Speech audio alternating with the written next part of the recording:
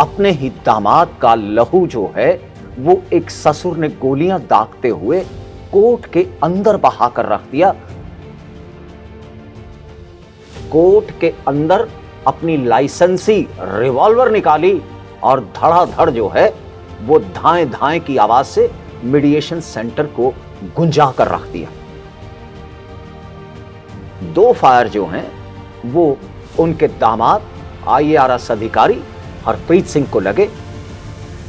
मां बाप के लिए इससे बड़ा दुख क्या हो सकता है कि उनकी आंखों के सामने ही उन्हीं के रिश्तेदार ने उन्हीं के बेटे पर गोलियां दागते हुए बेरहमी से उन्हें जहां मौत की नींद सुला दिया, तो वहीं उनके परिवार का लाल उनसे छीन लिया।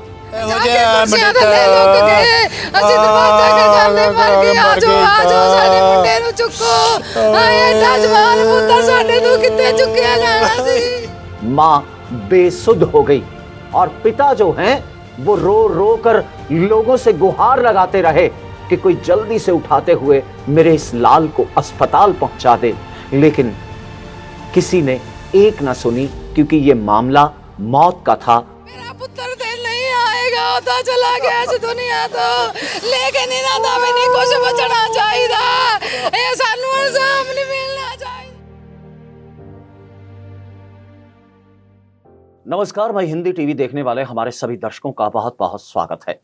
दोस्तों, सोचने वाली बात है कि समाज किस तरफ बढ़ रहा है। रिश्ते ही रिश्तों का खून बहाते हुए अपनों को जहां मौत बांट रहे हैं, तो वहीं रिश्ते ही अपने हाथ खून से रंगते हुए समाज के बीच अपने आप को मुजरिम की तरह खड़ा करते हुए सलाखों के पीछे पहुंचेंगे। ऐसी भयावह तस्वीर जो है वो दिल को दहला कर रख देती है।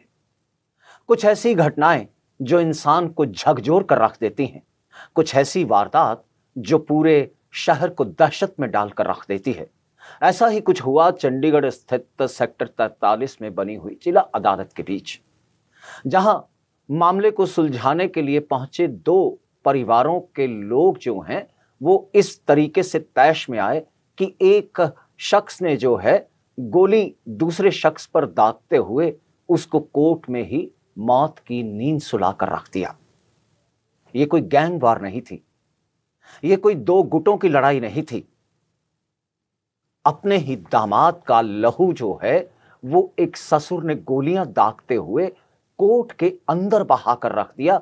ये बात जो है वो कहीं ना कहीं पूरे शहर को दहशत में डाले हुए है, तो साथ ही साथ पूरे समाज को सोचने पर मजबूर कर रही है कि रिश्तों की ये कैसी तस्वीर जो है वो हमारे सामने आ रही है।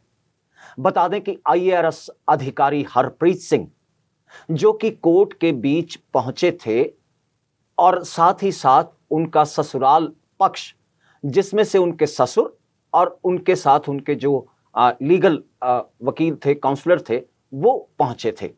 और इन दोनों परिवारों का जो है वो मीडिएशन सेंटर के बीच समझौता करवाने को लेकर कवायद चल रही थी। हालांकि इससे पहले भी 3 बार जो है वो मीटिंगें हो चुकी हैं, उनकी काउंसलिंग हो चुकी थी।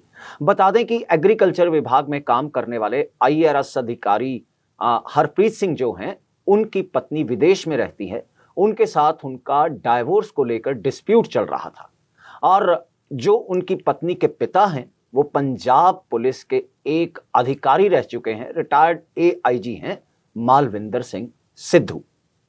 अब जरा सिचुएशन को, सीन को समझने की कोशिश कीजिए कि काउंसलिंग के दौरान जो है दोनों पक्ष बैठे हुए हैं, बातचीत चल रही है।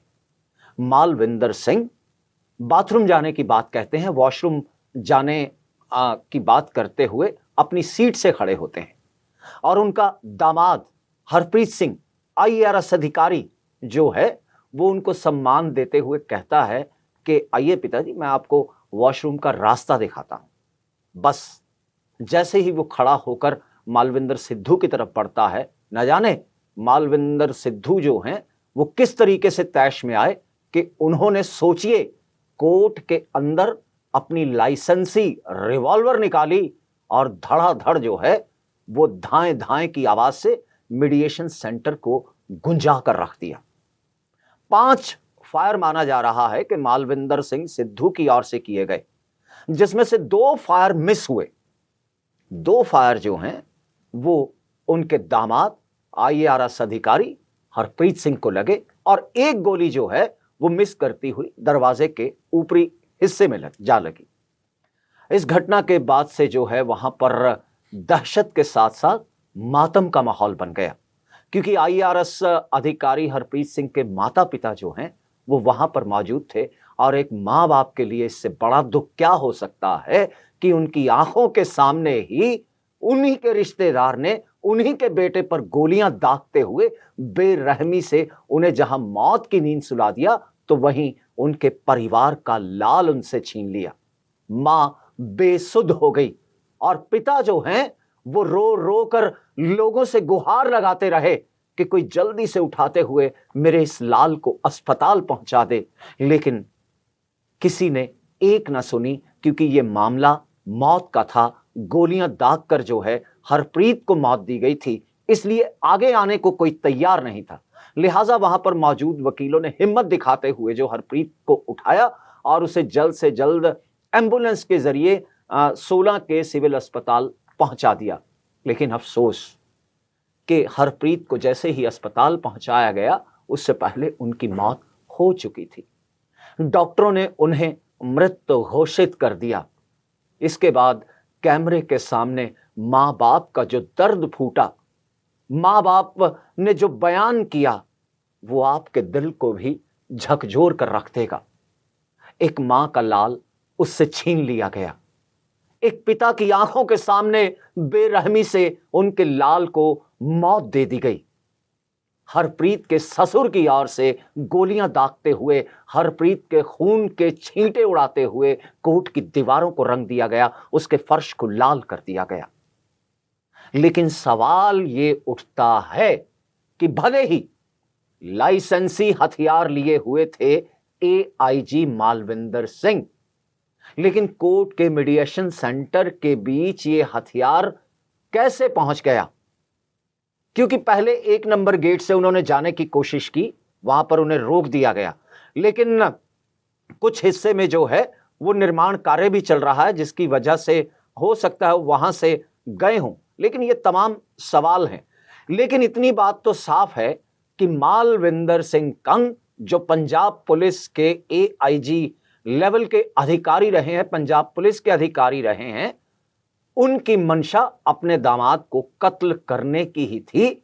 इसीलिए वो बाय हुक या फिर बाय क्रुक या किसी भी तरीके से जो है वो रिवॉल्वर अपने साथ लेकर मेडिएशन सेंटर में गए। इस बात से इनकार नहीं किया जा सकता। उनकी मंशा को जो है वो समझा जा सकता है, उसे झुठलाया नहीं जा सकता। लिहाजा इस पर और चर्चा करने के लिए हमारे साथ मौजूद हैं एडवोकेट पंखिल वर्मा, जिनसे बातचीत करते हुए हम जानेंगे कि आखिर जो है कोर्ट के अंदर हथियार पहुंच सकता है या नहीं और किस तरीके की कार्रवाई जो है वो देखने को हमें यहां पर मिलेगी। पंखिल जी, बहुत बहुत स्वागत है आपका माई हिंदी टीवी पर। हम जानना चाहेंगे कि इस घटना क्रम के पीछे आखिरकार किस तरीके की मंशा आपको AIG की लगती है, क्योंकि कोर्ट के अंदर पिस्तौल का जाना भले ही वो लाइसेंसी हो, वो अलाउड नहीं होता। क्या इसमें पुलिस की चूक रही या फिर कुछ और जो है किसी तरीके को अपनाया गया ताकि पिस्तौल जो है वो अंदर पहुंच सके? देखिए, सबसे पहले हम सिक्योरिटी के बारे में बात कर लें कि कोर्ट का एक प्रीमिसेस है जहां पर जजेस आते हैं, वकील आते हैं और तमाम सरकारी अधिकारियों का आना जाना रहता है। कई ऐसी सिचुएशंस होती हैं जब कैदियों को थ्रेट होता है, जैसे किसी गैंगस्टर को पेश करना हो, तो उसको पुलिस को परमिशन होती है कि वो गन्स के साथ एक सर्टेन प्रीमिसेस के अंदर एंटर कर सकें। कोर्ट के अंदर उन पुलिस वालों को भी एंटर करने की परमिशन नहीं है कि वो कोर्ट के अंदर जाकर इस तरीके का कोई भी कार्य कर सके। पर हैरान कर देने वाली बात यह है कि जो AIG पूर्व AIG साहब थे वो मीडिएशन सेंटर के अंदर भी गए गन लेकर। बिल्कुल। तो ये अपने आप में हैरान कर देने वाली बात है। ऐसी बातें आम है, क्योंकि आपने देखा होगा कि कई बार कोर्ट प्रीमिसेस के अंदर गोलियां भी चली हैं, बिल्कुल, हथियार भी पकड़े गए हैं। तो कहीं ना कहीं इसमें एक और बड़ा सवाल है, जैसे कि आपने पहले देखा होगा कि एक केस हुआ था जिसके अंदर एक वकील साहब, एक व्यक्ति वकील की ड्रेस पहनकर गन लेकर जाता है और कोर्ट के अंदर मर्डर कर देता है। तो ये तमाम जितने भी सवाल हैं, जितनी भी बातें हैं, सारी सिक्योरिटी ब्रीच को लेकर है। ये कहीं ना कहीं आधिकारिक तौर पर कोर्ट की सिक्योरिटी पे एक बड़ा क्वेश्चन मार्क है कि क्या कोर्ट प्रीमिसेस के अंदर जहां जजेस हैं, वकील हैं, ब्यूरोक्रेट्स आते हैं, अधिकारी आते हैं, वहां मारना कितना आसान है? क्या वो गोली जज को नहीं लग सकती थी? बिल्कुल लग सकती थी, अगर जरा भी अगर अगर वो अपना आपा खो देते या फिर कोई ऐसी चर्चा होती जहां पर काउंसलिंग के उनको लोग गुस्सा जो आ वहां जाता, पर थे, वो गोली हल्का सा मिसफायर होता, जो मीडिएशन के इंचार्ज थे उन्हीं को वो गोली लग जाती, या वो मिसफायर होके किसी अधिकारी को लग जाती। पर हैरान कर देने वाली बात यह है कि इतना जिगर अपने आप में लाना कि क्या वो हालात हुए होंगे कि एक व्यक्ति ने कोर्ट प्रीमिसेस के अंदर गोली चलाने की जरूरत की। और कहीं ना कहीं नारंग जी, ये बिल्कुल सही है कि कोर्ट प्रीमिसेस के अंदर चाहे आपका लाइसेंस्ड गन भी हो, वो भी ले जाना अलाउड नहीं है, क्योंकि कोर्ट के अंदर ऑलरेडी सिक्योरिटी है, किसी को हथियार ले जाना अलाउड नहीं है। पर हाँ, कहीं ना कहीं हर चीज में, हर सिस्टम में लूप होल दिखाई देते हैं, जिस वजह से हम ये देख सकते हैं कि कहीं ना कहीं ये सिक्योरिटी, बहुत बड़ा सिक्योरिटी ब्रीच हुआ है। और जब इसकी इन्वेस्टिगेशन की जाएगी तो तमाम अधिकारियों को इसके अंदर सस्पेंड भी किया जाएगा। परंतु देखने वाली बात यह है कि एक कहावत है कि गड़बड़ करे राजा और सजा भुगते प्रजा। तो अब देखने को यही मिलेगा कि किसी छोटे मोटे अधिकारी को सस्पेंड कर दिया जाएगा, पर जो सिक्योरिटी इंचार्ज था, जिसका चेक करना था, क्या उसे सस्पेंड किया जाएगा? ये बड़ा सवाल।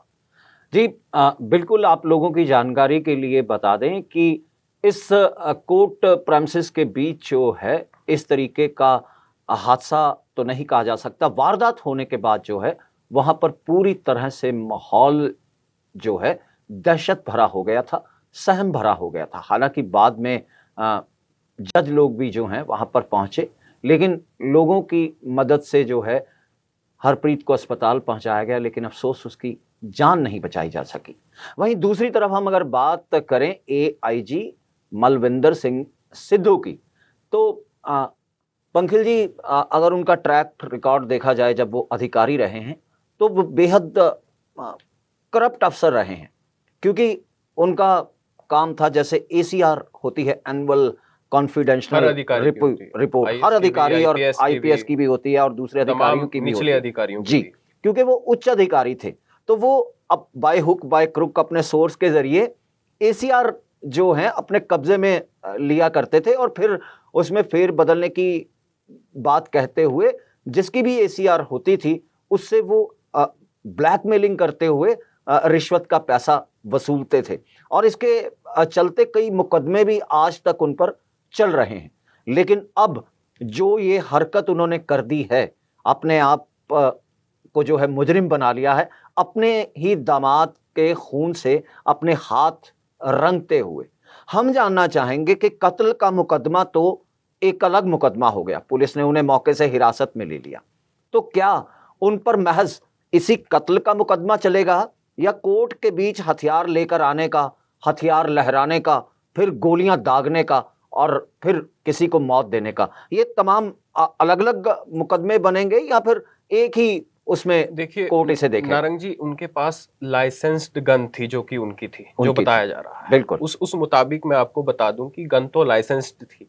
अगर वो गन अनलाइसेंस्ड होती तो आर्म्स एक्ट लग सकता था। परंतु आप ये देखिए कि अगर हम IPC की बात कर लें, अब तो नए कानून आ गए हैं, पर हम फिर भी IPC की बात करते हैं। IPC के अंदर एक प्रोविजन है सेल्फ डिफेंस का। नारंग सर, सेल्फ डिफेंस क्या है? सेल्फ डिफेंस उतना है कि यदि मेरे सामने कोई गोली यानी कि बंदूक लेकर खड़ा है और मेरे पास कोई चारा नहीं है, परंतु मैं उससे उसकी बंदूक छीन लूं, वो डकैती करने आया मेरे घर में, सामने उसके पास बंदूक है, तो मैंने उससे बंदूक छीन ली, इसका मतलब ये नहीं है कि मैं उसको गोली मार दूंगा। सेल्फ डिफेंस हमें उतना राइट देता है जितना हमें थ्रेट है। राइट टू थ्रेट भी तब तक है जब तक हमें ये खतरा है कि ये हमें मार देगा। एक सर्टेन प्रोविजंस दिए हुए हैं जिनके अंदर हम उनको मार सकते हैं। परंतु जब हम अपने लाइसेंस्ड गन का मिसयूज करते हैं, वो कहीं ना कहीं एक कत्ल का केस माना जाता है। तो कहीं ना कहीं ये सारी कहानी जो है कत्ल पर जाकर रुकेगी। और सेल्फ डिफेंस के लिए जो गन दी जाती है उसका मतलब ये नहीं है कि आप गुस्से में आकर उसको चला दें। इसीलिए आपने देखा होगा पंजाब और हरियाणा में अब ये जो लाइसेंस्ड गन है इनको काफी स्ट्रिक्ट कर दिया गया है। बिल्कुल।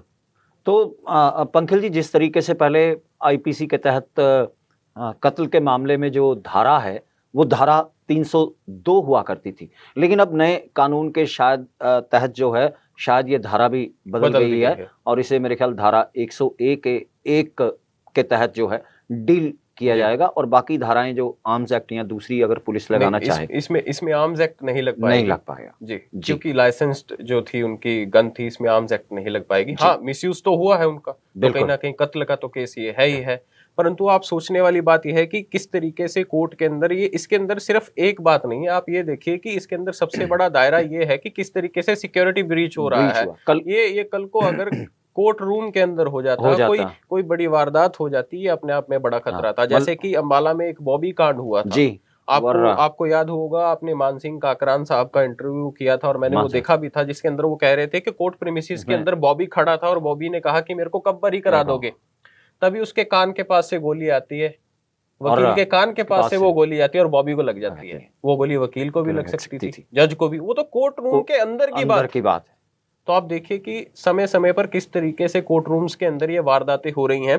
इससे पहले वकीलों ने एक मांग भी की थी एडवोकेट प्रोटेक्शन एक्ट की, जो कि राजस्थान के अंदर तो लागू कर दिया गया है, पर हैरान कर देने वाली बात यह है कि वकीलों पर लगातार जो है हमले होते नजर आ रहे हैं। और ऐसे में अब देखना यह होगा कि वकीलों की सुरक्षा के लिए भी सरकार कितनी कार्यरत है या कितना इंटरेस्ट लेती है। और अभी तक हरियाणा पंजाब के अंदर वकीलों की सुरक्षा के लिए कोई भी कानून नहीं है, क्योंकि वकील लगातार क्रिमिनल्स से डील कर रहे हैं और उनको लगातार थ्रेट्स मिलते हैं। और ऐसे में वकीलों की यह मांग रहती है कि समय समय पर उनके लिए उनकी सुरक्षा के प्रबंध किए जाएं, परंतु धरातल पर ऐसा कुछ भी अभी तक नजर नहीं आ रहा।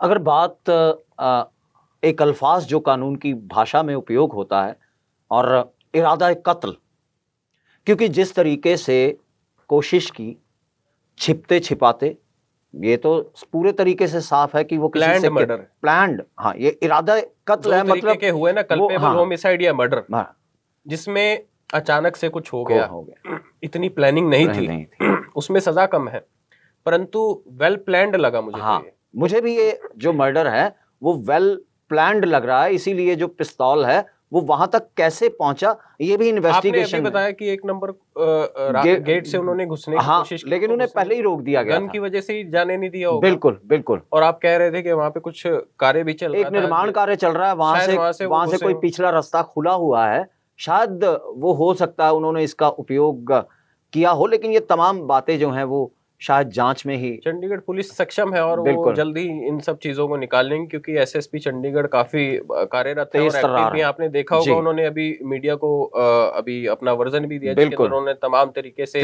चीजों को निकाल के सामने रखा है। तो कहीं ना कहीं मुझे लगता है कि जिसके साथ ये बहुत ही बुरा गलत काम हुआ है उसको न्याय जरूर मिलेगा।